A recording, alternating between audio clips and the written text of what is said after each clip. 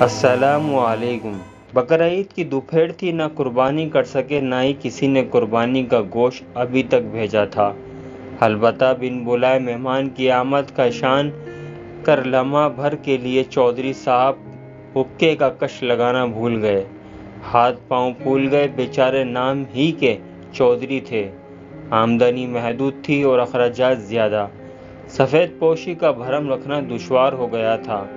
مہمان کمرے میں آ بیٹھے تو کچھ دیر بعد وہ باہر نکلے اور نوکر کو کھانا تیار کرنے کا حکم دیا۔ گھر میں تو سبزی ہے یا دالیں، اور ابھی تک کہیں سے گوشت بھی موصول نہیں ہوا۔ نوکر نے دبی آواز میں کہا، وہ مرغی کس کی پھر رہی ہے؟ چودھری صاحب نے کہا، صحن کی طرف انگلی سے اشارہ کرتے ہوئے کہا، ہمسایوں کی ہے، دانہ چگنے آ جاتی ہے، دانہ چگنے یا بیٹے کرنے؟ چودھری صاحب نے کہا، پکڑ اور ذبح کر اسے۔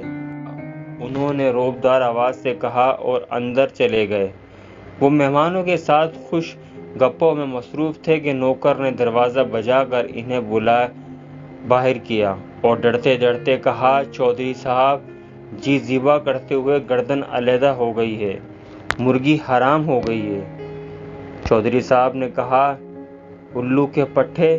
چودھری صاحب کا پارا چڑھ گیا، پہلے کیا حلال تھی کیا؟ پکا سالن!